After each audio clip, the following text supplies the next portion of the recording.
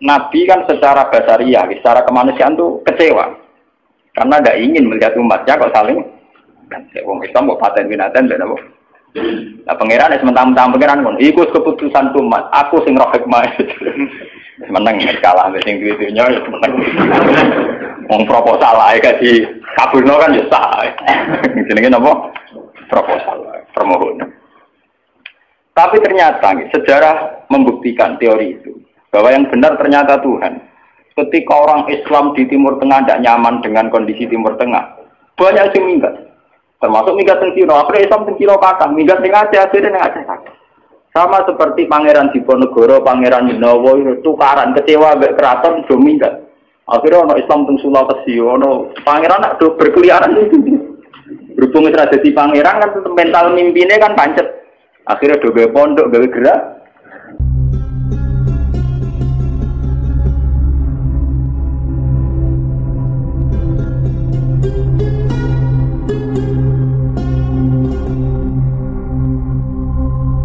Nabi zaman Sugeng di akhir hayatnya itu sering ngendikan tentang al-fitan, tentang tragedi utawi prahara.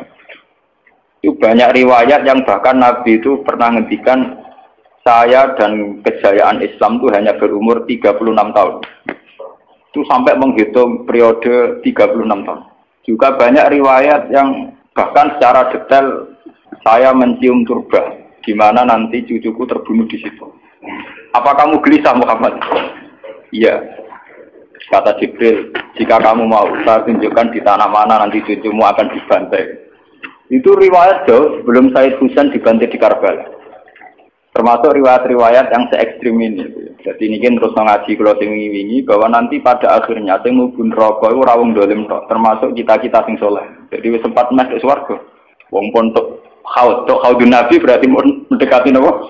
Swarga. Bahkan bagian riwayat haudun Nabi itu fil jannah. Makanya kalau ini cerita, ini kamu salah paham tuh. Orang Khawarij itu soleh-soleh. Justru karena kesalehannya itu melahirkan tragedi dalam Islam. Karena solehnya itu kemudian mengharamkan barang yang mubah, mewajibkan barang yang sebetulnya hanya sunnah. Penyakit yang soleh mesti begitu. Ini jajal awet kayak itikaf ning masjid seminggu, soleh seminggu. Nggak metu perpal perempuan, nggak menjagungan ning omah. Kok ora eling pengen? Padahal eling pangeran iso ning omah iso ning dalan. Cuma dekne selerane kan ilinge ning masjid.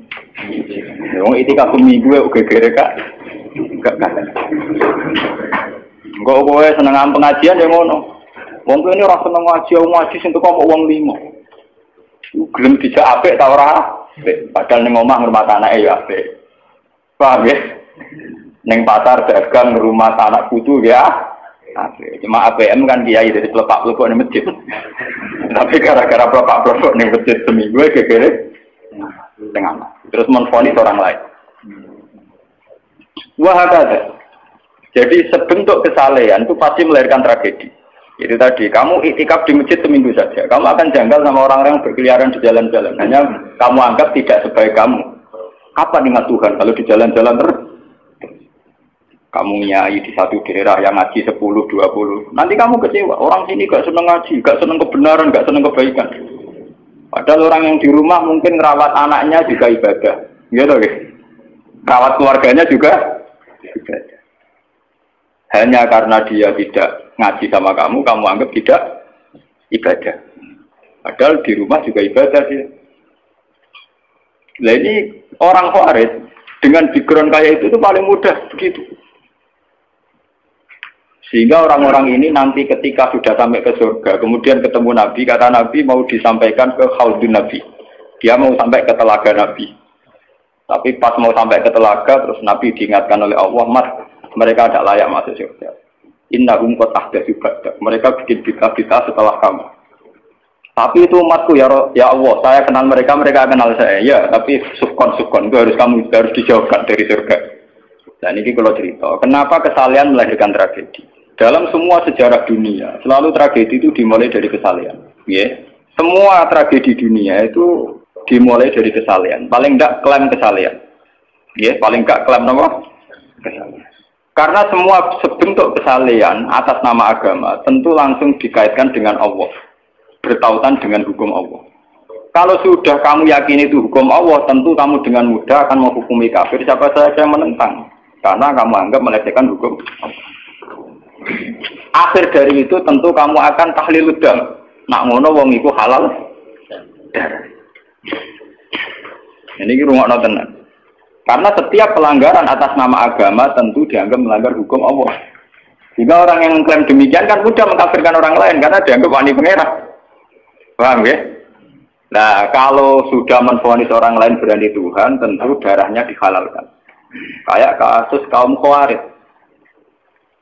Sebetulnya saat Ali Muawiyah itu melakukan konflik atau terjadi konflik, saling bunuh, saling perang, kelompoknya Ali Muawiyah saling serang, itu kan tragedi duniawi biasa.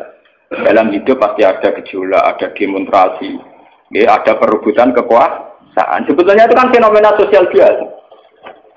Misalnya kiai drengki-drengkinan, maksudnya kiai drengkinan bakul bakso kan gak mungkin. Bakul bakso drengki-drengkinan itu bakul. Orang malah bakul es rukun. Tidak bisa kamu logika panas musuhnya adem, bakul bakso jejer bakul es rukun.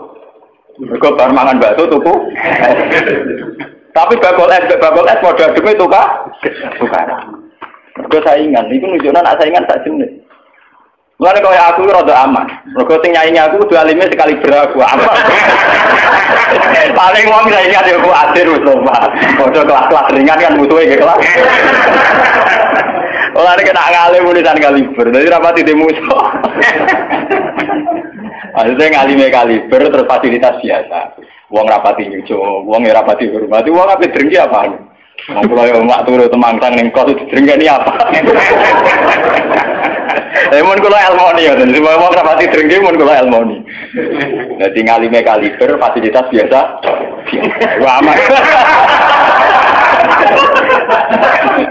Berapa kayak ini?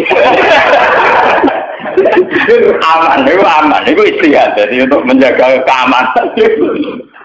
Ngalime ra kaliber yang dadi wong nyucup wong debar, mesti wong mencet lah. Alim sepi, kok wong debar gegere gak karuan. Niku termasuk nih strategi ngadepi napa prahara. Artinya sakit di ilmu nih. Sebenarnya secara ijtihad itu bisa napa? Bisa kan. Lalu kulon biasa lama-lama teng kula mriko nggih rumbal we anak kula. Enggak, nggih biasa ana mobil direm, kes monggo bareng kula. Kak, lagi ben kecil. Kula betul mobil, nah udah mau muter berang-berang. Nah itu memang gitu ya, karena kita trauma dengan sejarah. Ketika Khawarij meyakini Ali melahirkan sulmatan fiddin, melahirkan pencitraan agama. Salmatan fiddin, atau sulmatan fiddin itu pencitraan agama. Muawiyah juga dituduh demikian, salmatan fiddin. Akhirnya orang Khawarij lewat kelompoknya itu ada sekelompok orang yang ditugasi membunuh Ali, ditugasi membunuh Muawiyah, dan ditugasi membunuh Amr bin As di Mesir. Semua tokoh-tokoh besar Islam itu melahirkan tragedi Islam, harus dibunuh semua. Itu yang keputusan gitu itu lewat kesalehan. Mereka orang-orang soleh, orang-orang khusyuk, senang iktikaf, senang zikir. Tapi punya keputusan sing lahirno tragedi dalam Islam. Makanya kamu jangan kaget, kenapa di Irak itu banyak perang saudara, di Mesir, di Sudan, di Khartoum, di Darfur, di Somalia. Itu kalau sudah perang berani mati, karena mereka mengatasnamakan agama. Nah, kalau agama berarti merasa dia punya titah Allah, titah Tuhan. Sehingga kelompok lain, ya orang Sunni, Bantai, Syiah, Ahmad Sunni itu biasa. Makanya kita disyukur, kalau bolak-balik kita harus syukur sebagai bangsa Indonesia. Bangsa Indonesia di filosofi bedol guri, soalnya bergemeng-gemeng ngelas neng guri, orang terus bah. Ini kita syukur jadi wong Jawa. Cari rasa cocok, wis mau grudal. Misalnya rasa-rasaran kiai beda partai mau grudal, bagus sekali. Karena ada sampai pembunuhan. Paling banter sing dikisi pelatihan ngirim tarmihim. Ayo tak pikir ramahan gini, tak pikir bodoh ramahan tindak, tak pikir. Ya paling misalnya mati dikijab yang ngeluh sidik-sidik. Orang anti mati. Paham? Semenjak itu tragedi itu tidak dimulai dibunuh non-muslim, tapi dibunuh orang Islam. Semenjak peristiwa Ali Muawiyah. Dulu Umar itu matinya masih keren. Umar itu dibunuh oleh seorang Yahudi. Abu Lulu, seorang Majusi, Abu Lulu al-Majusi. Era Utsman banyak riwayat mengatakan yang membunuh itu banyak yang tidak Islam. Tapi era Ali, Muawiyah sampai Said Husain itu yang membunuh orang Islam semua. Bahkan sulahahum, orang-orang yang kategorinya Wong soleh macam payah. Baik Madin gue kenal aku ngukumi wong murtad biasa. Karena daftar kemurtadan dalam kitab-kitab salaf itu terlalu banyak. Sama kalau ngaji sulam taufik, sulam safina itu betapa mudah orang-orang masuk kategori nomor. Mohon pondok kula rata rego ajaran. Wah ana sing kiai tanglet kula Gus kok mboten ngobon ajaran iki pondok jenengan. Lagi bantah aku kok takok. Nak bantah ya bantah-bantahan, nak takok tak jawab. Ini umum kula perhitung dong, itu memang resiko. Resiko ada takfir. Bukan kitabnya yang salah, kita kalau tidak punya khazanah banyak itu resiko. Jadi kalau baca kitab gitu itu harus punya khazanah yang lain yang apa? Banyak. Sehingga tidak mudah mentakfirkan orang atau memurtadkan orang. Semenjak Ali Muawiyah tragedi, karena kelompok-kelompok soleh itu menvonis Ali itu murtad atau Muawiyah itu murtad, kemudian diteruskan, kalau gitu halal darahnya, akhirnya dibunuh. Ali ya dibunuh, Muawiyah ya seringkali mengalami percobaan dibunuh. Jadi kalau kan nanti cerita tengah sini, jadi Ali hasil dibunuh, yang Muawiyah sebetulnya subuh itu juga dibunuh, tapi pas itu Muawiyah meriang, yang imami itu wakilnya, sehingga yang dibunuh wakilnya. Mulane kalau bolak-balik cerita ning tinggon nek wong kesolen mesti pintu-pintu. Wong kuwaris sik pintu-pintu. Wong ngongkon killer, ngongkon pembunuh bayaran kok tarife ngene to. Lah Muawiyah ku sapa? Pokoke sing imami subuh. Ora disifati ciri-ciri spesifik mboten. Pokoke sing imami subuh. Lah Muawiyah subuh pria. Wong wong imam ya di materi. Wong apa jenenge? Apa itu istilahnya tugas-tugas yang super bahaya kok tarifnya pokoknya senyum subuh. Wah emroh. Warai ini sing piye kotak tapi iya tamu tune sing piye. Kemudian polisi di sekitar. Oh ora tarifnya pokoknya sing imami. Imami ya meriah. Nasibnya apa? Jadi ora pembunuh profesional. Walhasil semenjak itu tragedi dimulai dari takfir. Setelah itu ada era Muawiyah punya anak Yazid. Yazid ada isu dia senang nyabu, senang ngeflek. Dia orang yang nakal saat jadi pemimpin. Orang Islam sholat tersinggung. Wong kok dipimpin wong dolim. Cara orang Islam ekstrem wong kok dipimpin wong ra sholat, wong ra bener kok mimpin wong bener. Akhirnya Madinah bergejolak. Madinah bergejolak ini kemudian banyak yang mervokasi Said Husain supaya ngambil alih kepemimpinan sinten. Sampai nak cerita di tragedi ke saya. Walhasil Said Husain akhirnya lewat bantuan orang-orang Kufah. Orang Kufah itu saat ini dari wilayah Irak. Ya. Jadi kayak Kufah, Asfahan, terus Nahrawan itu ikut wilayah Irak dulu. Ketika Irak pecah dengan Iran, ikut wilayah apa? Iran. Dulu yang situ semua itu namanya orang dulu kalau bilang itu Kufah sama Basra. Gitu, makanya kalau di kitab-kitab Nahwu semua kitab salah kalau bahasakan kawasan itu, kalau ada kawasan Kufah ya apa? Basra. Sekarang di bahasa internasional lebih dikenal Irak semua, tapi kalau dulu orang bilang itu Kufah, Basra, Nahrawan, Asbahan, Khurasan. Itu kan di kawasan itu. Dan sampean. Orang-orang Kufah datang ke Madinah. Ya Husain, karena yang dituduh zalim, kita-kita yang nanti di Kufah siap membeat jenengan jadi khalifah, siap dukung jenengan jadi apa? Khalifah. Ini ku mengkudeta kepemimpinan ya. Said Husain sebagai orang junior, beliau konsultasi sama Sayyid Ibnu Abbas. Ibnu Abbas itu pernah paman, karena Ibnu Abbas itu misananya Nabi. Ya, Ibnu Abbas itu kan misananya sinten? Nabi. Beliau itu sugeng nanti era Said Husain ya. Ibnu Abbas sugeng nanti era Said Husain. Ketika Said Husain konsultasi sama Ibnu Abbas, dingin-dingin ingat. Yabna ammi, al-Kufah la tafi. Sopo sing ape dukung kowe? Tiang Kufah ya ammi. Wong Kufah atau jujur. Wong Kufah itu bulat gak welet. Al-Kufah la tafi. Wong Kufah nak janji atau nepat. Dulu kayak kawasan Kufah, ini sampai kalau cerita sejarah, bin zaman roh. Kan tiap daerah kan terkenalan dewe-dewe. Ono daerah terkenal Bedol Guri, ono daerah terkenal Badoan. Ibu tenan ora tiap daerah kan terkenalan dewe-dewe. Yang repot terkenal Bedol Guri, ono terkenal kayak Madura Bado. Ono terkenal daerah, oh daerah kono wah medhit kabeh. Nah, kalau nang Sunda wah wani wong lanang kan tiap daerah deh. Dia terkenalan sendiri-sendiri. Paham ya? Karena perilaku budaya orang mesti diciri. Nah, itu di era itu, Kufa itu punya ciri khas al-Kufa latafi. Wong Kufa mesti raju. Tenang. Walhasil akhirnya Said Husain minta maklum ya, minta supaya dimaklumi. Ya Ami, saya ini sudah bertekad untuk menuruti permintaan orang-orang Kufa. Jadi meskipun paman saya melarang, saya tetap berangkat. Kata Ibn Abbas, ya sudah, kalau itu jadi keputusan kamu. Mulanya Said Husain terkenal Said sing berengkel. Mulanya kena dititeni. Said sing turunan Husain, ini rata-rata berengkel-berengkel. Ini kados orang Iran, itu rata-rata Saidnya Husain. Kados Abdul Qadir, kados Said Muhammad itu Al-Hasan. Makanya kalau Said Muhammad itu Al-Hasan, rata-rata karena Said Hasan dulu itu yang punya keputusan amul ijtima. Jadi tidak mau perang. Sehingga era Said Hasan yang dikatakan amul ijtima. Tahun bersatunya umat. Era Husain betul. Walhasil wala-wala cerita Said Husain kersok dibawa orang Kufah menuju Irak. Pas sampai Karbala. Itu Said Husain bilang gini sama pengawal-pengawalnya, ini sampai mana? Ini Karbala ya Husain. Saya Husain hadihi karobun wa balaun. Ini karobun, kesusahan wa balaun dan tragedi ujian.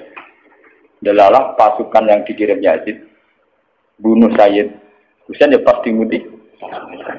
Dan itu yang diperingati orang Syiah di 10 Muharram, yang disebut tragedi Karbala. Makanya bendera-bendera Syiah itu tulisannya ya Husain, karena orang Syiah meringati hari meninggalnya Husain itu jadi hari suci betul. Dari besarnya orang Syiah itu hari tragedi Kabupaten Sinten Husain, yaitu di Karbala.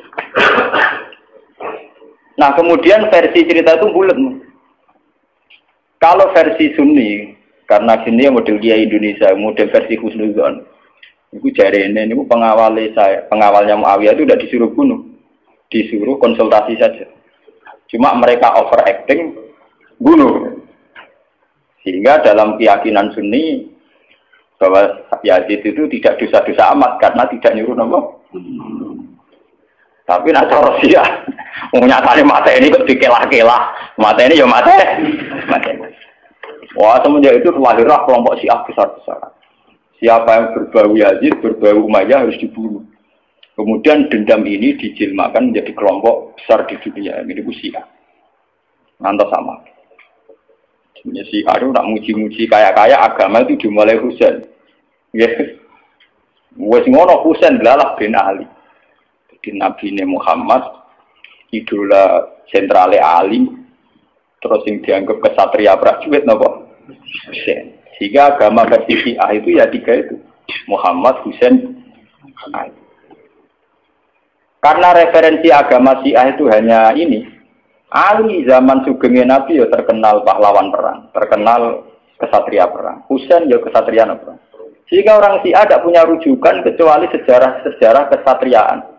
Waktu Musa wani mati, kata Iran saat ini Ahmad Benedit, itu orang Iran perasaannya begitu, ngadepi Musa mati, wani mati. Beda perasaannya ahli sunnah, karena ahli sunnah ngidola no sahabat sing kuno ya idola, sing ora jelas ya napa? Idola. Wah, akhirnya sahabat macam-macam. Jale mati ngidola no sahabat topo sing nak ono perang mirip. Terus Mustafa ngidola no sapa sing ora jelas, penting itikaf. Itu kelebihannya Sunni karena ngakui semua sahabat jika perilakunya variasinya banyak. Lho tenan mboten kuyon lho. Karena variasi idolanya napa?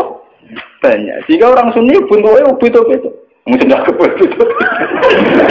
Mungkin tidak kebut sing ngene. Oh, pengamat itu ngamati salat ngono paling pusing. Muka harus sing standar. Salate Muhammadiyah, PKS, Salafi mesti standar. Carane ngomong itu pusing. Dia ini terkenal alim. Allahu Akbar. Ana sing watlak, Allahu Akbar. Allah.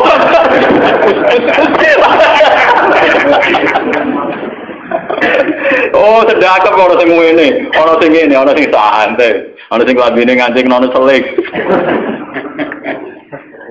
Karena orang Sunni terlalu banyak tokoh idola, karena keyakinan Sunni semua sahabat itu layak diikuti. Iku mbok barokah mbok laknat kowe keyakinan wong Sunni iku semua sahabat layak napa? Sahabat macam-macam, akhirnya wong Sunni macam-macam. Itu beda dengan Syiah. Sentral sejarahnya di Husain. Husain sebagai martel perang atau kesatria perang. Ali terkenal Al-Qarrar, orang yang reputasinya juga tentang apa? Jika dalam terminologi Syiah itu tidak ada istilah bil hikmati wal mau'izatil hasanah, sing sabar ngadepi musuh sing santun ora mahal tuh tak Jawa niku. Paham ya? Sampeyan ngerti kenapa sih cara berpikir demi nek Sunni mboten. Mau kiai iku dhisik ning daerah Abangan. Mujite sik Islam ora malah ndonga. Wah cerita seputar rawani tok. Seputar sabar, seputar kawan. Jarang kok kiai Sunni wani jotosan. Jadi sejarah dengan sabar. Sehingga dalam tradisi Sunni itu tidak ada revolusi sampai sekarang. Beda dengan di Syiah.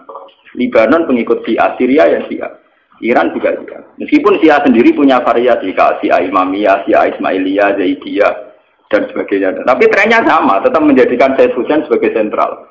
Emang ada langsung TV kan nonton bendera Syiah tulisannya apa? Ya apa? Ya Husain. Nah sama idola kan buatan Husain. Idola Hasan. Said Hasan itu rasa seneng perang. Tapi semua ya kok. Jadi ya Pak Kiai Jawa perang barang. Germapan titik, nopo poli. Ya, jadi sejarah berulang. Ya apa-apa. Jadi perang repot. Mau yang mirip perang. Lu cerita. Bon akhirnya setelah era Yazid, kemudian ada dinasti-dinasti. Kemudian era Yazid karena bin Muawiyah disebut dinasti Umayyah. Orang-orang penggemar Husain karena Husain itu mimpi Rasul melahirkan dinasti. Jadi disebut dinasti Fatimiyah. Sebenarnya dinasti Fatimiyah itu bukan dinasti turunan Husain, karena saking cintanya ke Husain mengatasnamakan dinasti apa? Fatimiyah. Ada perang. Walhasil wala-wali zaman nanti dinasti Fatimiyah itu puasa. Ketika puasa sempat bikin Al-Azhar. Jadi Al-Azhar dulu itu barokahnya dinasti Fatimiyah. Al-Azhar itu dari kata Fatimah Zahra. Af'al tafdilnya Zahra itu Al-Azhar. Kayak hasna, kalau mu'anat kan hasna. Kalau bahasa Arab untuk af'al tafdil Al-Ahsan. Jadi kalau Zahra berarti menjadi Azhar. Itu karena bahasa saja. Kayak hasna mu'anat, kalau ahsan untuk af'al tafdilnya. Jadi kalau Zahra jadi apa? Azhar. Jadi kata Fatimah Zahra. Ya sudah begitu. Artinya semenjak tragedi Ali Muawiyah itu kemudian orang Islam itu sudah perang terus sama Islam terus. Ya dinasti Umayyah digusur, Abbasiyah, Fatimiyah terus begitu. Sampai terakhir di Seljuk kayak zaman era Bauddin Leng, Timur Leng dan sebagainya. Kemudian agak bersatu saat terjadi perang salib, yaitu disatukan oleh kepentingan melawan Pangeran Philip dari Prancis dulu saat menyerang Baitul Maqdis. Itu ada perang salib satu yang dipimpin Salahuddin bin itu mendingan karena ada musuh. Nanti kadang musuh itu dibutuhkan oleh dari Sayyidina Imam Syafi'i ngendikan musuh yang berpikir lu apik di bang konco. Kok konco ora ono musuh tukaran musuh dhewe kancane dhewe. Mana sakjane partai-partai Islam kudu duwe musuh bersama. Malah juga partai-partai dhewe Islam kah? Islam kah. Jadi mesti kalau di Indonesia dijajah Belanda ya sepakat, pokoknya sementing Belanda diusir. Beda agama, beda partai musir Belanda. Jadi rana Belanda, rana Jepang ya usir-usir. Itu sejarah. Mulai dulu trennya sejarah begitu. Nah, semenjak itu sudah disebut fitnah. Kalau sudah fitnah itu la tusibanna alladziina dzalamu minkum. Yang kena tidak yang salah saja, yang soleh juga kan kena. Kalau fitnah itu sudah kena, sudah jatuh, pasti yang kena semua. Yang soleh juga ikut. Akhirnya orang-orang soleh itu banyak yang minggat. Makanya banyak sejarawan yang mengatakan Islam di Aceh masuk Aceh itu ya abad 7. Jadi abad persis sahabat. Nabi itu kan sekitar tahun 610. Ya. Kalau Masehinya sekitar 610. Gitu dong ya. Wong sakniki itu 1430 Hijriah. Berarti terpautnya dengan Masehi kan kita 600 tahun. Ya, 600 tahun. Karena Masehi sekarang kan 2000, anggap saja 2000. Hijriah itu 1400 toh. Ya, kisarannya ya terpaut sekitar 600 apa? 600. Kenapa disejarahkan di ada itu era sahabat? Karena ketika konflik Muawiyah itu benar-benar ekstrim, itu banyak sahabat yang netral yang milih minggat. Gak melok-melok, dia pergi. Dia saat pergi itu menuju Cina, karena dulu kota populer itu Cina. Ya banyak yang sampai ke Cina. Makanya kayak Cina di King, di apa itu banyak kepulauan Cina sing Islamnya sudah mayoritas. Bahkan hampir semua elemen di Cina itu sudah banyak yang Islam. Termasuk pasukan. Makanya abad keberapa itu ada Cenggo, ada apa itu kamu tidak usah kaget karena era sahabat saja sudah ada Islam di terutama di nopo ini kepulauan King nopo kabupaten atau kebenaran atau provinsi itu yang di sana itu. Sehingga Islam sudah merasuk di sana lama, termasuk banyak saja pasukan-pasukan Cina yang Islam. Makanya kayak cerita Cenggo Islam, terus Masjid Sampokong di Semarang itu diyakini Cenggo Dzurriyyah Rasul, itu memang masuk akal. Dulu ketika tragedi itu memang banyak Dzurriyyah Rasul yang pergi ke Cina. Nah itu ada nggak sampai Cina, bekesasar, pokoknya untuk sholat Malaka akhirnya tergambar doa. Sehingga Islam di Aceh tua betul. Orang sepakat pasti Islam pertama di Indonesia itu dia. Makanya secara face ya wajahnya orang Aceh itu lebih dekat ke Arab atau India, karena dulu mbah-mbahnya itu kalau nggak Arab ya Pak. Nah, Eropa nak tunggu lama tunggu sama kan. Oh, yo lo mesti asli made in kene. Mau nih pesa ndak kreten. Wong aja bangir-bangir. Nah ini mirip apa ini? India. Karena kalau ndak dari Gujarat, dari Arab. Mbah-mbahane kita, Pak, mbah-mbahane wong napa? Iku Mas Ben barang mesti Jawa. Lewatin. Aku lo cerita. Sehingga ada Islam di Aceh itu ya barokahnya konflik. Ya barokahnya apa? Konflik. Makanya ketika Rasulullah ini cerita malih tentang Cina. Sebetulnya Nabi itu sempat diberitahu Tuhan, ya Muhammad. Ini kalau terus nama lagi tentang hati sokan.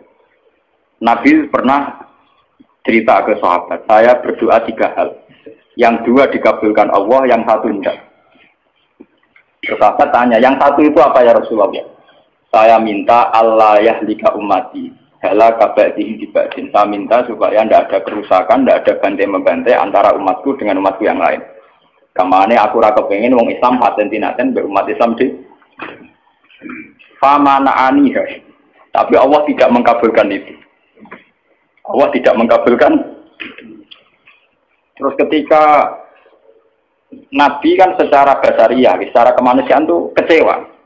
Karena tidak ingin melihat umatnya kok saling wong Islam kok paten binatan dan apa. Nah pangeran sementara pangeran ngono, iku keputusan umat, aku sing roh hikmah. Menang kalah sing duwe-dunya ya menang. Wong proposal ae kasih kabulno kan ya sah. Jenenge napa? Proposal, permohonan. Tapi ternyata sejarah membuktikan teori itu bahwa yang benar ternyata Tuhan. Ketika orang Islam di Timur Tengah tidak nyaman dengan kondisi Timur Tengah, banyak yang minggat. Termasuk minggat teng Cina, akhirnya Islam teng Cina kathah, minggat teng Aceh akhirnya teng Aceh kathah. Sama seperti Pangeran Diponegoro, Pangeran Dinowo itu tukaran kecewa mbek keraton do minggat. Akhirnya ono Islam teng Sulawesi, ono pangeran nak do berkeliaran itu. Berhubung wis ra dadi pangeran kan mental mimpine kan pancet. Akhirnya do gawe pondok, gawe gerak. Lah mau tetep nang keraton meneng nang Taman Sari terus demenan terus malah repot. Nah, nang keraton nak penuh dengan kenikmatan. Membakar selir, pria punya selir, orang punya selera, dia punya apa? Artinya itu bukti bahwa semua keputusan Tuhan pasti mengandung hikmah. Mulane nek ana kiai tukaran ning daerah iku apik. Tapi nek ora minggat malah apik. Mergo gak menyebar. Kumpul ning kono. Dadi nek tukaran kudune sing ming. Iku nanti iso menyebar. Nek ora minggat dadi udun ning kono. Dalam dulu sejarah pondok-pondok gede iku barokah tukaran kabeh. Saiki ana Gus ning desa kok Gus pondok gede. Mergo ning pondok induk itu tukaran. Wah, akhirnya nyebar. Zaman tanya saja, sejarah melilir boyo kerap gak sampai. Ada pondok di Pandan Aran, ada pondok apa, mesti barokah itu kak. Orang tak munafik. Loh, kalau ini keluarga kiai itu, saya dari keluarga dinasti Latem.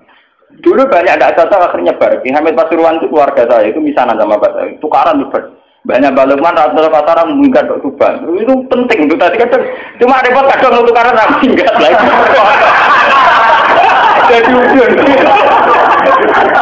Berarti aku minggat. Nah ini cerita. Sampai tanya sejarah manapun, baru kayak orang Islam ning Cina itu baru kayak tukaran, baru kayak minggat. Islam di Aceh juga baru kayak apa? Itu begitu sejarahnya memang. Makanya dalam hukum takdir itu begitu. Takdir itu kadang tidak menyenangkan secara syariat, tapi takdir nggak bisa dilawan. Ya karena itu tadi, itu sudah Tuhan. Tuhan itu kalau dengan hak prerogatifnya sebagai Tuhan mesti jawabnya ini alamu malah salah. Saya tahu apa yang kalian tidak. Pengiran suatu mau konge, bahwa ini alamu salah apa? Aku luwe roh, mungkin semua makhluk roh. Itu sejarah. Kemudian bahkan sebagian riwayat mengatakan ini yang sejarah paling ekstrim. Zuriyahnya Husain itu banyak habaib-habaib yang alim, yang bahkan mensyaratkan nggak boleh nikah sama Sarifah, harus nikah sama Ajab. Makanya banyak saya bin Yahya bin Bafadol atau Belfake itu banyak yang segak rai saya jelas. Orang ini, saya kadang rai Cino, ya kayak Cenghu barang itu. Saya pernah ditanya, apa mungkin Cenghu Zuriyah Rasul, tapi rai ini kok Cino? Meripati ya sih. Dulu ketika banyak pembantaian karena orang memburu zuriyahnya Husain. Ya, sejarah itu kan kayak film-film Cina. Karena takut zuriyahnya Husain itu nanti melawan, mengkudeta, banyak orang yang berburu zuriyahnya Husain mau dibantai. Sehingga untuk mensiasati itu, banyak yang harus kawin sama orang non-Arab. Dan ini pesek atau keriting, pokoknya serah ketara Arab. Paham? Sehingga banyak zuriyah Rasulnya yang sudah secara wajah, secara postur sudah ada kayak zuriyah Rasul.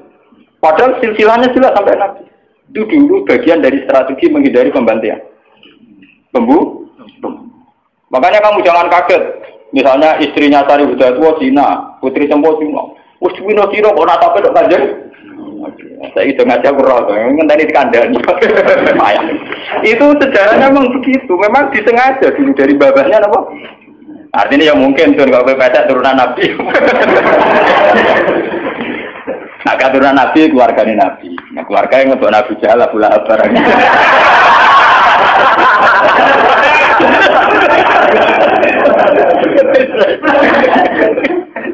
Aku lalu ada di kiai sering dibantah bagi kiai. Kalau akan darah ini ngaku coba gak sunat kiai coba. Coba sunat Nabi kok. Jadi Gus gak sunat karpet ya. Kon tak aku. Maksudnya jiran sih. Gak cara kowe Abu Jahal juban. Terus juban Abu Lahab juban. Ya iki juban ana Nabi tok Abu Jahal Abu Lahab napa? Lah sampean delok ning film-film Arab kok ngoten. Bajingane juban. Dibaca ngene apa? Oh pancen pakaiane. Lah nak salat itu kate Nabi mergo Abu Jahal gak salat. Sunah Nabi yo salat iku. Mergo Abu Jahal gak tau napa? Juban Abu Jahal kenapa? Agak deh. Karena dua versi film, versi tenar apa podo. Lama lana gue misalnya Islam ukur, orang Islam dijahat orang Juban, kiai dijahat. Orang akhir orang Juban, aku pulang, lama. Aku aja agak kena dulu film. Orang Juban di kono, cuman Juban di kono aku. Sebagai, jadi tangan-tangan dia nih bener, tapi nggak tahu cara nggak salah paham, seneng ngamuk berarti salah paham ya. Dari kalau cerita itu tragedi itu namanya fitnah. Tapi jangan kira kalau fitnah itu kemudian buruk, enggak. Makanya ketika Allah Taala wa nabiyukum bisyarri wal khairi apa fitnah, semua itu hanya uji. Itu akan berlalu secara baik-baik, tidak ada apa. Itu sudah sunnahnya Tuhan, akan berlalu secara baik-baik. Jarang ono wong mapan mergo duwe tuan yang baik. Mergo nak tuan yang baik menina bubukan akhirnya bojaku cengeng. Apa wong disio-sio keluargane dadi wong kuat, wong mandiri akhirnya suka. Jadi ada wong suka baru kae disio. Jarang wong suka baru kae dinina bubukan. Itu nunjukno kadang di tuan jahat itu barokah. Mergo kersane pangeran, kita tidak mungkin nyari atmo jahat, wong jahat kok disariatno. Tapi berapa orang yang mandiri mergo di sini si tonggo utang ra oleh ra dipercaya? Ya. Lho kowe ora usah nentang hikmah pangeran. Pangeran sing dudu ya coba tentang. Paham ya? Jadi drengki itu ya orang arah jadi syariat, tapi baru kayak drengki ya luar biasa. Nah, saya ini konsumen itu baru kayak drengki kabeh. Onong di toko, tak kali drengki gaya toko, kabeh gaya toko. Akhirnya barang murah. Mereka sing kompetisi akeh. Sing untung konsumen. Gue ngaji mak suwe aku, lalu tahu terang. Ada pengiran yang mokong, ngerti tentang Kanjeng Nabi ngajak nomor permohonan sing aneh-aneh. Mas, gue roh aku ngaku pengen. Ini alamu malah apa? Makanya ngaji ini harus sampean menjadi tahu. Kenapa fitnah itu kita takut. Tapi ya jangan nganggep terus itu tragedi segalanya. Ini biasa-biasa mawon itu sudah sunah.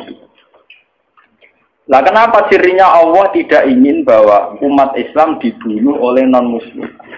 Ini wonten sejarah ya. Ketika Kanjeng Nabi minta itu tidak dikabulkan, kemudian sejarah terbukti demikian. Yaitu misalnya Ali dibunuh oleh orang Khawarij, Said Husain dibunuh oleh pasukannya ya, terus sampai ke Demak Bintoro. Arya Penangsang mantine mbek pangeran apa? Sutawijaya napa sinten? Panembahan Cina. Ya begitu. Sejarah di Demak Bintoro sampai sekarang. Kenapa begitu? Tuhan itu ternyata itu menyangkut gengsi. Kata Allah, aku malah ra ikhlas. Nak kekasihku dipateni mbek musuhku. Ada kode kekasihku. Terus kode kayak teori wong Jawa. Kowe nak dia anak itu ditabuki tangga ora trimo. Tapi nak sing nabuk kakake cek luwih trimo, ditabuk kakake dhewe. Tapi wong liya kowe malah rae. Bukan sia-sia bertua ora apa-apa. Timbang sia-sia wong liya. Ternyata itu luwih masuk akal dari pangeran. Akhirnya Kanjeng Nabi sadar, tangan-tangan nggih Gusti. Artinya luwih masuk akal, sia-sia barane dhewe. Kowe dia anak disia-sia kakak nyanyi adik dan sebaliknya kowe luwih gampang timbang disia-sia wong. Mesti ra terima. Sopo wani misaya anak. Tapi nak kakake misaya adik kan yo ngono lho. Itu detail sekali di kitab ini, itu dikarang oleh kitab ulama-ulama kaliber mulai kados sinten Ibnu Khaldun kayak Imam Tobari termasuk Imam Bukhari. Itu sejarah begitu sampai sekarang. Kowe ora usah Rasulullah, partai Islam pirang-pirang nggo dadi sitok nu piye ora iso wis sunah pangeran ya kudu tukar. Lah tapi gara-gara tukaran berapa kiai yang punya kegiatan? Monggo partai sitok berapa kiai yang nganggur? Karena ada pengurus partai. Gara-gara partai pirang-pirang berapa ribu pengangguran itu dokter? Kok partai akeh rebutan jadi pengurus karena butuh pengurus akeh. Banyak orang enggak ngam. Tetap pinter pangeran kok. Lho nggih to, misale partai Islam tunggal iki diserah kanggo. Gara-gara ono partai Islam cilik-cilik kok ambu kabeh. Akhire entuk aktivitas kabeh. Alhamdulillah. Tidak apa-apa, itu secara teori hikmah loh. Saya ngomong dengan kapasitas ulama loh, bukan gak ada kepentingan loh. Itu tidak apa-apa, itu ada hikmah. Ini ngantul, orang ngantul, pokoknya keyakinan gue ngonton, nyatanya bukti ini ngonton. Apa mengkiri bukti, mengkiri kersane sinten? Pengen, tidak bisa. Jadi hasud itu akan haram terus secara syariat, tapi banyak baru kayak orang hasud.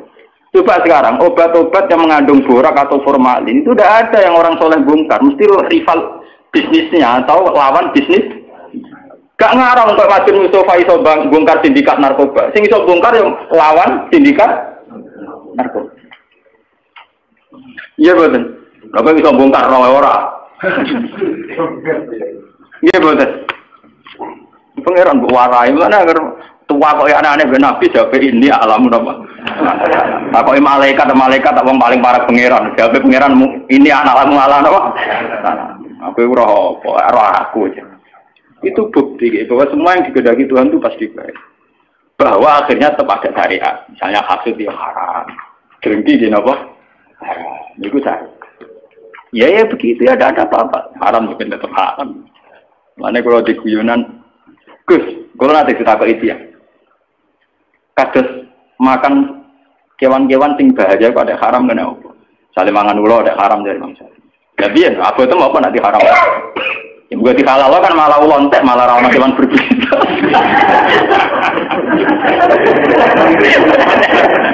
penak sih. Ya misalnya tikus halal kan gak ono wabah tikus kan. Ya penak jawab. Kadang ya ono takon sing kurang ajar iku kudu ditakon. Padahal Tuhan itu punya strategi itu yang menjaga ekosistem di alam raya ini ya karena itu. Umpama rano tikus, rano ular, rano apa. Misalnya populasi tikus itu terus banyak ngalahi jumlah manusia. Kayak gambaran fiksi-fiksi film barat. Opera manusia kalah. Lah nak ulane mbok entekno ora ono sing mangan tikus. Nanti populasi tikus luwih akeh timbang manusia, entek itu malah tok. Napa? Tapi kan halal kok tak pangan lho jumlahe ku luwih akeh mergo ora ono sing mangan. Wis kadung luwih akeh kowe sing dipangan. Itu memang repot ya, menyangkut hal-hal begitu itu memang repot. Tapi semenjak ngaji ini sampai anak bahwa ternyata Islam di Aceh sampai Cina bahkan sampai teng Samarkandi, Tashkent, teng Bukhara, Azerbaijan, Tajikistan itu dulu itu barokahnya konflik semua. Bahkan ada Islam di pedalaman-pedalaman semenjak Islam di Demak Bintoro Mapan kemudian mulai pangeran-pangeran kemudian menyebar. Ada yang moh ning gone keraton dadi resi. Ono sing jadi ulama, ono sing jadi pangeran di kampung-kampung. Makanya kayak Diponegoro sejarahnya dia bikin gerakan. Kemudian perilaku hidupnya dintekno nggo nulis takrib. Makanya termasuk yang dikenang beliau punya tulisan tangan apa? Takrib. Nah, mungkin dia nyaman ning keraton nak malah ning Taman Sari. Jadi ono hikmah minggat terus jadi ulama. Itu maksud itu sudah hikmahnya Tuhan. Bagi kalau terpakai, nah ini sing niku guyon ini sing bakat sing ekstrim. Kembali lagi. Lah kenapa orang-orang khawarij, orang-orang soleh itu kemudian secara kriteria masuk surga harusnya masuk surga karena mereka sholat, mereka soleh, mereka ibadah. Tapi ketika mendekati haudur rasul, ya mendekati haudur rasul, pas diundang Nabi mau masuk haud, dielingno pengiran mat innahum qad ahdatsu ba'da. Mereka itu orang-orang kriminal yang bikin tragedi setelah periode kamu Muhammad. Mereka orang-orang kriminal yang bikin tragedi setelah periode kamu. Tapi saya kenal mereka ya Allah, mereka juga kenal saya. Tidak, harus diusir. Ternyata dosa terbesar mereka adalah tahlil dam, mudah mengalirkan darah. Justru atas nama agama. Mengenai kalau nyuwun tentang pengajian ini, apapun kondisi kita, wes akhirnya cocok mbek wong dia wes ram. Pokoknya jangan mudah vonis atau menfatwakan halal darah. Misal kira cocok wong nganti sudul langit asal ijek Islam utawa kafir dini utawa kafir sing gak arti wong ra jelas. Misale kula gudeng wong piye wis pateni ya, rasa dipateni ya mati dhewe. Pokoknya hindari hakul dima, sesuatu sing berbau menghalalkan darah harus napa? Karena kita ini sudah kenyang dengan tragedi-tragedi kemanusiaan atas nama napa? Agama. Lah sampeyan ada nonton TV ini. Rompak-rompak Somalia itu masjidnya mewah-mewah, mergo kampung Islam. Mergo ngerompakku jenazah digo revolusi, gawe negara napa? Mari ora kempro-kemproan. Banyak tragedi-tragedi yang mengatasnamakan apa? Islam. Mergo terminologi agama kan kalau orang salah paham kan gitu. Cara bahasa dunia rampok, misalnya dalam bahasa agama disebut ghanimah. Engkau cara terminologi dunia mengatakan itu bojone wong, cara agama kadang diarani amat. Artinya apa? Agama bisa menjelma menjadi anarkis di tangan orang-orang tidak tanggung jawab. Paham ya? Karena ada kesamaan istilah. Enggak tuh, sekali diarani ghanimah, makanya wong liya oleh bisa, lho enggak masalah. Paham ya? Sehingga mereka ya makanya banyak cerita-cerita ekstremis Islam yang kemudian berversi polisi pernah garong di toko emas ini, pernah ini itu. Karena mereka sekali meyakini satu keyakinan, nganggep muniku goni. Ngeri. Misalnya pemerkosaan terus dianggap amat repot. Ada kerusuhan Mei itu itu kan repot. Makanya nggih kula setuju model Islam sing familiar, Islam sing sederhana. Kula mati-mati mboten seneng Islam sing aneh-aneh, sing ekstrem. Anu kula salat sunat yo rapati ya. Kula seneng Islam sing umum, pokoke Islam minimalis. Kula nganti mati seneng. Kula nek ada bojo kula, aku ora seneng kok, misale bus warga perkara kakean salat sunat ora seneng. Selain kesel yo repot. Aku ben mlebu swarga iku mergo pangeran niku bahak Islame kok sederhana, iku apik kok jaga stabilitas. gak jaga apa? Kok repot. Ngarepin rahmat Allah jembar ambus warga kok syaratnya kok repot. Nah, kadung rahmat jembar ambus warga sing syaratnya mini.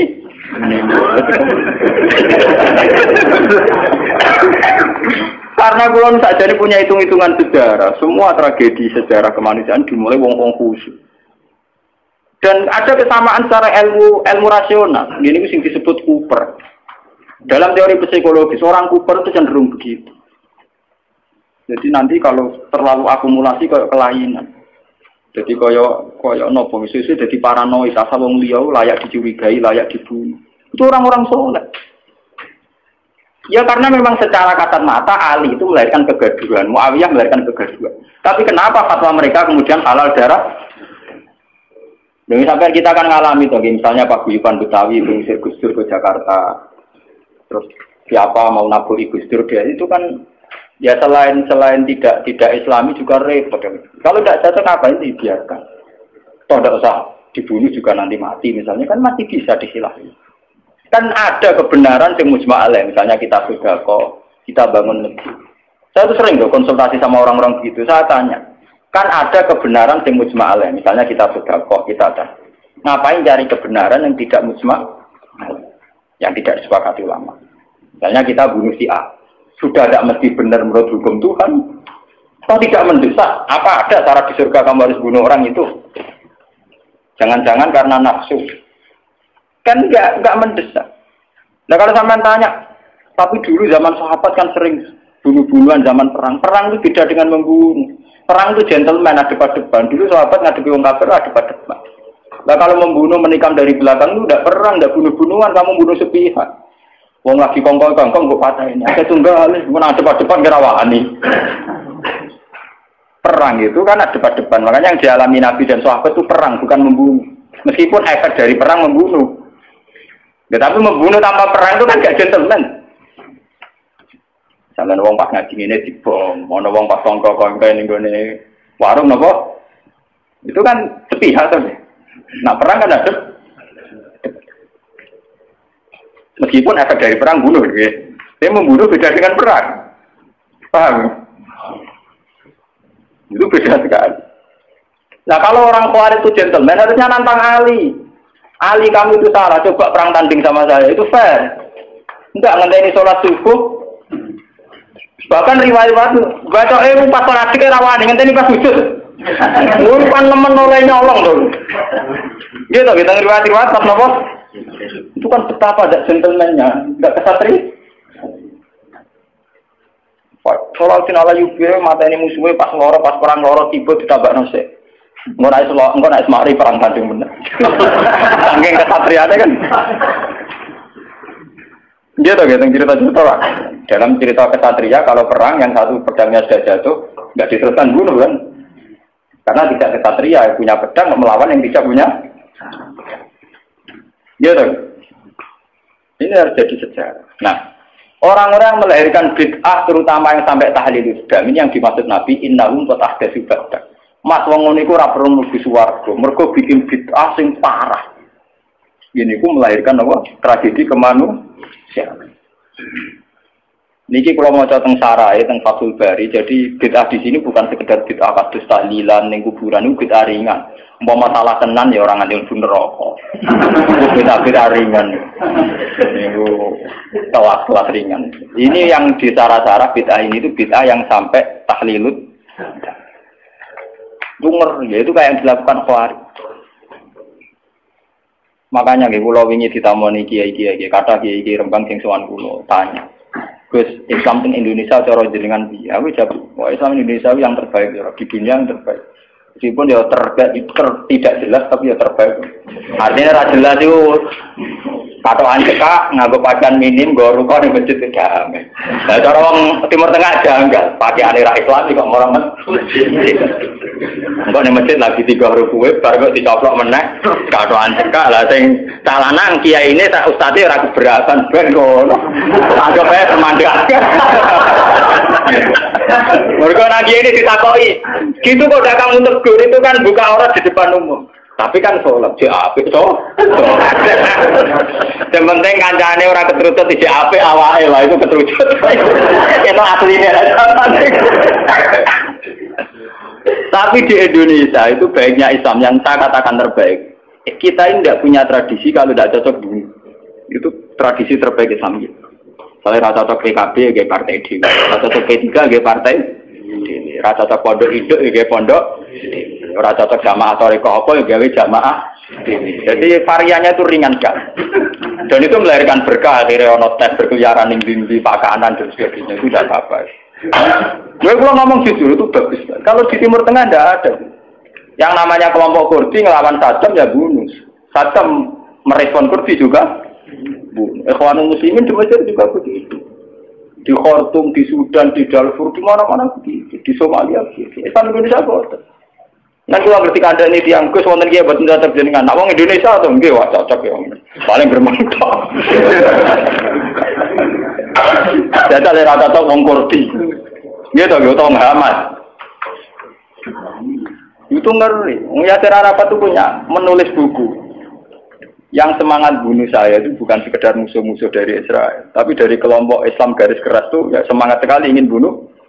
Nah, itu tulisannya Yasir Arafat. Ya kita memang nggak antian, tapi tidak bisa jadikan model. Kita respect sama perjuangannya Hamas, Ikhwanul Muslimin dalam banyak hal mungkin kita cocok. Tapi itu tetap kita punya budaya sendiri. Ya kita punya budaya apa? Ini budaya yang geremeng ini. Daripada ada diusir geremeng rapopo, temen-temen gak mati. Tidak apa-apa. Kalau mau catat sarah-sarah semua bentuk hak nudima, semua bentuk pencegahan terhadap aliran darah, mengalirnya darah itu harus dibela. Dan itu syariat Islam tertinggi. Buktinya Rasulullah ketika ditawari kafir Quraisy untuk damai, dikenang sebagai sulhul Hudaybiyah. Berarti Nabi kalau perang sudah mentok, tidak ada perdamaian, tidak ada perjanjian. Selama masih mungkin tuh Nabi tidak senang. Makanya ketika kafir Quraisy minta satu perjanjian, ya dituruti sama Nabi sulhul Hudaybiyah. Dulu ketika di Medina ada piagam Madinah juga dituruti. Jadi perang itu sudah mentok. Islam berusaha semaksimal mungkin supaya perang itu tidak ada, pertumpahan darah tidak ada. Jika dalam fikih ada disebut kafir zimmi, kafir mu'ahad, kafir musta'man. Itu orang-orang kafir yang nggak boleh diperangi karena statusnya tidak harbi. Fikih itu hanya membolehkan perang sama kafir yang memusuhi Islam. Makanya ya waktu ruhum ya kalau mereka merangi waktu juhum memang itu akhirnya. Makanya waqatilul ladzina yuqatilunakum, perangi mereka yang merangi kamu. Tidak ada di Quran qatilul kufar, tidak ada. Perangi alladzina yuqatiluna. Makul banyak jelas perangi mereka yang merangi kamu. Nah, tapi kemudian Islam didangkalkan, perangi orang kafir itu tidak ada. Yang ada perangi mereka yang merangi kamu. Dan usirlah mereka yang mengusir kamu. Wa akhrijuhum min haitsu akhrajuhum. Itu jelas sekali aturan lainnya apa? Sehingga disebut perang karena berhadapan-hadapan, bukan bunuh nilai. Itu beda sekali kan bunuh itu. Musuhnya pas turun dipateni, pas sujud kok sisi Ali. Jadi adik kan orang Khawarij itu tidak cocok Ali terus ya Ali saya tidak cocok kamu ayo perang tanding apik, gentle. Kayak Ali rata cocok Amr bin As tidak perang tanding. Amr bin As itu panglima terbaiknya Muawiyah, rata cocok Ali tidak perang tanding. Mereka Amr bin As ngerti Ali senengane perang. Tapi Ali kan di pengapesan disebut karoma wa wajah jadi ini mereka rata roh aurat. Kamane rata roh aurate wong liya. Bareng Amr bin As kalah terus udah melayu Ali.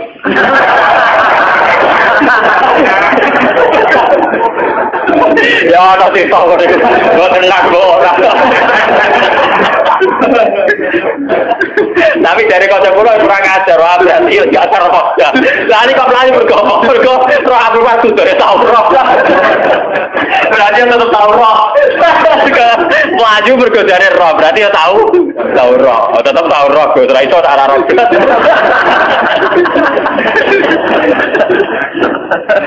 Maaf ya udah kurang ajar. Nggak sampean biar tahu kenapa. Ini kan biar sampean tahu kenapa orang-orang soleh yang sudah dekat sama Khaudur Rasul ini kan sudah dekat, sudah sampai ke Khaudur, tapi sama Nabi mau ditarik. Ayo ikut masuk. Terus sama Allah dicegah jangan boleh ikut. Karena mereka melahirkan tragedi setelah kamu, Mas. Yaitu tragedi itu dimulai setelah kabudutnya Sayyidina Ali Amr bin As, ya, diteruskan ke muridnya Sayyid Husain, ya, habis itu terus sampai periode Timur Leng. Timur Leng malah lucu meneh. Pidato teng kene sakniki teng Konstantinopel ya, daerah kawasan Turki, kawasan dene uga negara Islam, mantan budak. Mulane ora ana pemimpin sejati kecuali saka keluarga budak tong biasa. Ora ana pemimpin sejati ning perang kok keluarga priyayi. Mergo mulai dhisik wong priyayi rapati wani mati, kena riwe kicrat-kicrat. Anak mantan wong cilik kena peso ya biasa ditabuhi wong ya napa? Ya, penting nak jadi tokoh. Mergo nekate gak karu. Niku dia filosofinya jelas. Ketika ditanya ingin nyerang Mesir, nyerang Medina, nyerang mana-mana. Sebagaimana hanya ada satu Tuhan, juga harus ada hanya satu raja. Untung dia sungkan ambek Ibnu Khaldun. Jadi dia itu satu-satunya raja yang kepengen negara Islam sedunia. Rojo Dewa dikirimi surat, agar gak melak afiliasi dengan kerajaan dia diserang. Periode Timur Leng. Ya semua kerajaan dulu memang begitu, kayak Majapahit, anggaran kerajaan kecil disurati, melok utawa diserang. Nah melok ya terima jadi kadipaten. Nah ragil melok di. Ya Timur Leng ya begitu. Nah, dia yang sungkan hanya sama Ibnu Khaldun. Jadi Ibnu Khaldun itu menangi tragedi-tragedi perang. Dia konsultan. Itu begitu di mana-mana begitu. Kerajaan Islam begitu. Nah tragedi perang ini dianggap awaluman sana itu Yazid. Karena yang membunuh sinten, Sayyid sinten, Husain. Namun balik yang cerita Syiah. Karena Syiah itu kecewa dengan selain Husain Ali, maka dalam khazanah Syiah, dalam idola Syiah itu hanya ada cerita-cerita tentang kesatriaannya Sayyid Husain. Makanya di otak orang Syiah kalau ngadepi Amerika ya perang, ngadepi mana perang, karena mereka tidak punya khazanah referensi sahabat sing lunak kuno, sahabat sing apian, ora cukup. Mergo cara mereka kuat ra kanggo. Ora apa? Paham ya? Terus kaum-kaum Khawarij ini karena mereka soleh, ini sudah dekat ke surga. Ya, terus sama Allah diingatkan, mat mereka tidak layak bersandingan dengan kamu. Innahum qad ahdatsu napa? Nah, lewat ngaji ini sampai kalau kayak ahdatsu itu bukan sekedar bid'ah kayak tahlil, kayak klaimnya Wahabi itu. Kalau Wahabi itu berlebihan. Mosok ziarah kubur dihukumi syirik, wong tahlil dihukumi apa? Nak cara kula itu ngukumi syirik itu yang ekstrim lah, dosa besar yang ekstrim kayak bunuh. Saya berani bersumpah, saya itu kalau selain bunuh itu kula masih, kalau bunuh itu memang ngeri itu. Satu orang punya keluarga, mulai cilik di rumah gede-gede buat pateni. Mulai di Nabi Sufyan pinter, Nabi Sufyan itu Nabi Sufyan jenenge Hindu. Itu nak kurang ajar pol, kita ngunyah-ngunyah jantungnya saya sinten. Ini pas ketemu Nabi pas satu Mekah nih, Mas, aku ben Islam damai. Aku mau perang ya. Gue lagi impas mat. Aku mateni dalam pirang-pirang, dia mateni balaku pirang-pirang. Ini orang Arab dulu itu terus mengembangkan satu pegangan hidup. Istilah nurabihim sihoron wa qataltumuhum kibaron. Dia cilik tak rumah, tak timang-timang, gede-gede buat paten. Sebab itu dosa membunuh harus kita anggap akbaril kabair. Karena logikanya kan nurabihim sihoron wa qataltumuhum napa? Kibaron. Cilik digolekno bedan dukun ditimang-timang kena nyamuk era oleh. Arah kelar tuku susu direwangi adol beras, direwangi utang-utang tong. Gede-gede dipah. Mau perkara ziarah kubur, perkara bidah ngono wae. Iku beno wae. Ndak nganti-nganti patok. Paham ya? Ketat tahu lah misalnya karep kula nu yo dihukumi sing ringan. Nah, misale ra cocok, misale kelompok Wahabi apa Salafi apa ora cocok ziarah kubur anggap orang kurang kerjaan kan ringan tuh hukumi ngono apa abote kita dihukumi orang gak jelas kan ora ana hukum iku sirik. Yang kula sering nanti cerita nang kanca kula nu wong alim iso maca Fathul Mu'in niku mara Mekah. Tok kantor imigrasi tasih konangan nggo kitab Sawarikul Anwar, kitab Wasilah Muhammad. Enggak cara Wahabi ya sirik. Niku kitab tidak polisi Wahabi. Bariku dilebokno kantor kon maca syahadat. Wong alim semua kitab disyahadat meneh. Aku lagi gugus urip-urip maca syahadat gak ikhlas. Dibatik, kenapa? Islam mulai buai maca kitab cuanggis dibaptis kan maca apa? Mergo dianggap sih. Lah kok tak wocok tapi gelo. Ayo foto data tuh gelo kok. Dene mati ra ubet. Lari kula nak dihukumi, kula sering takoki tiang-tiang, Gus hukume ngaten. Wingi tangga kula wonten teng Kabundut. Kula akan nyolati teng musala kula nggih. Keluargane teng ngene. Lah mudin sing tukang ngurusi jenazah mudin. Sowan kula, Gus. Kula mudine tuwa, sering tak Gus. Senengane ngentar wong mati kok gelem mati.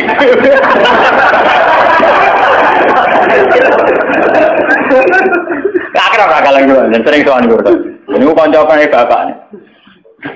Dereng dipanggil kok. Gak usah mati aku lah emor dadi mudin nek mati malah lara. Malah ora ono sing naut kan. Seneng jo kiai niku lho, mergo bagian talqin tak bagian ndekne kula mboten ate purun talqin. Pertama toko-toko darani wis bae ngene piye. Jadi tak kandhani. Kabeh aku mudin mari nganggur. Tapi kula kan suwen, keluargane kondo. Engko jatah sangu gak nemudin. Niku tanggal tenggu, Gus. Wonten tangga niku nak salat niku madhep ngetan sak desa namung setunggal mbok aliran kepercayaan mbono niku cara jenengan sepudi jek nak mati sakniki pun tuwa niku disolati napa mboten oleh nek jenengan takoki salat ra salat ku jeringan penting aja takok sirik ta ora ning arep wong akeh lho nggih kata ngomong sing semangat darani sirik nggih kan wong aku paling ra semangat darani hukum sirik ambek ra ana salat era salat ringan.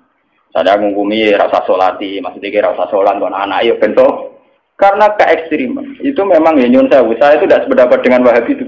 Wahabi itu paling gampang pakai terminologi ini sirik ini sirik itu. Gue bilang aja kayak ahli sunnah itu kan ringan kalau ngukumi orang gendul, fase itu kenapa?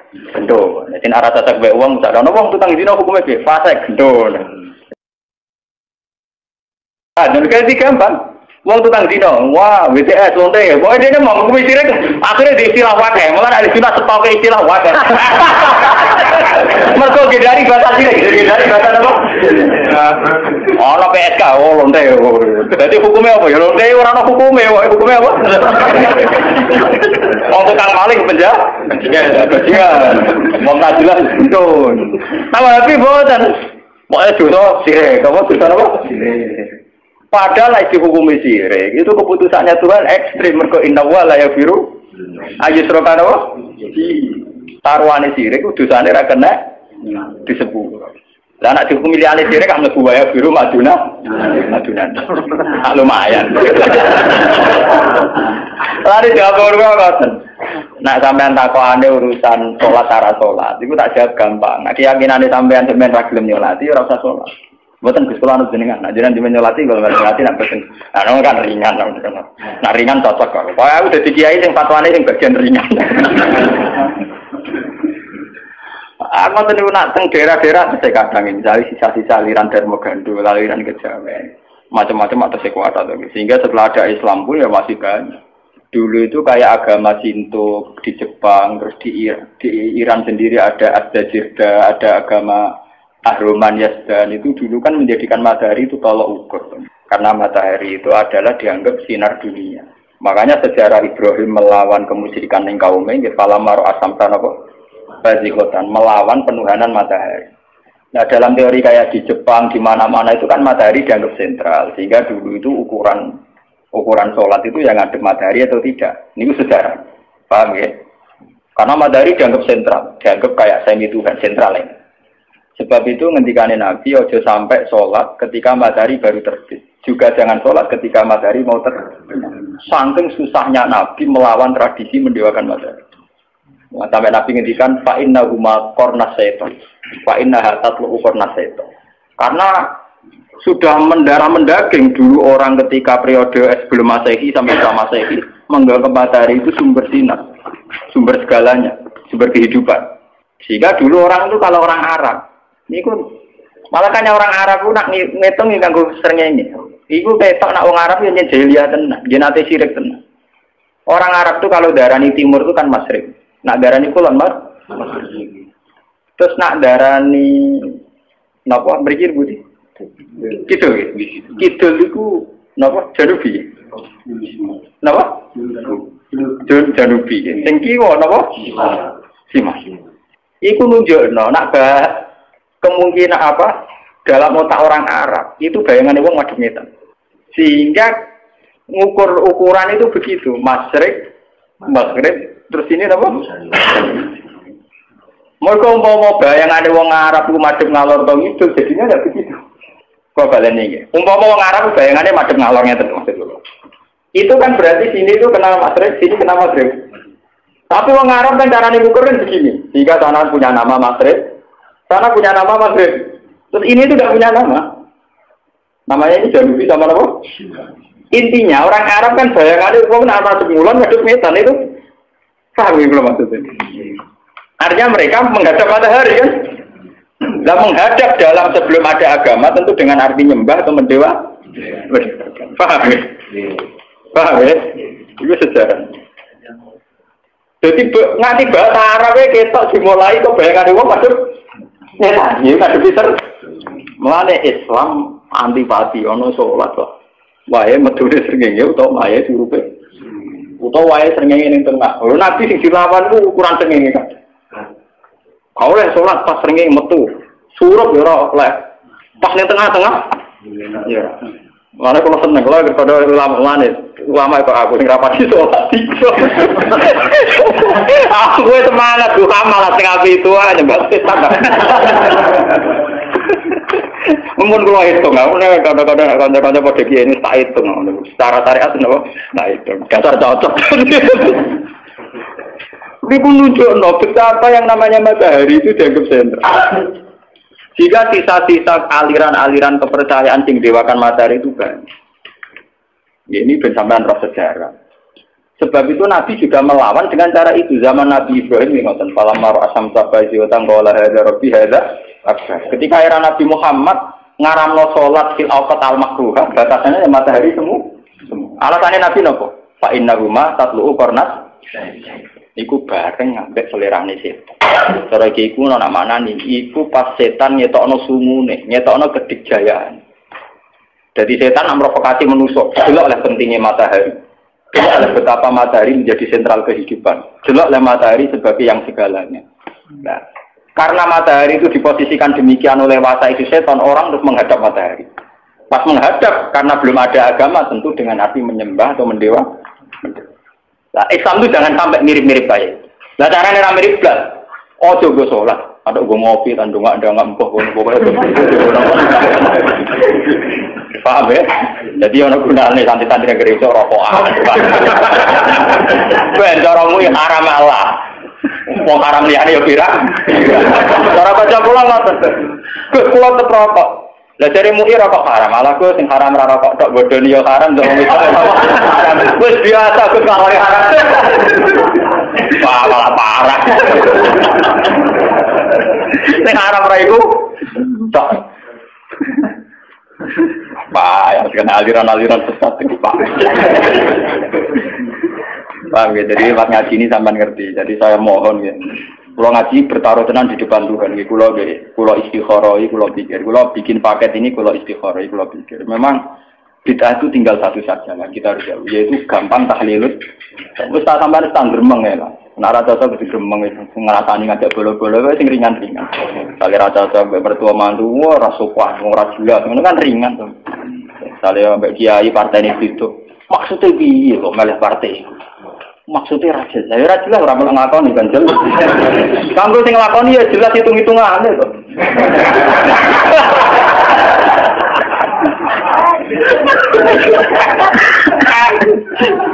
Kalau ngomongnya orang ngelakoni ya orang hitung-hitungan. Kamu sing ngelakoni ya jelas. Nanti kalau kita tahu ikut sudah nak buat derek nyalek-nyalek tak ada apa. Kalau ini nambah laris, gara-gara kalau jago peragi politik, jadi tamu kulo kayak kata, tapi tak pisau ya mereka. Aku lama takut hukum tak jawab bang. Takut partai-partai kusolihin, anti partai dolimin. Nanti kalau tak, berarti jenengan golput orang ya tetap milah, tapi separuh aja.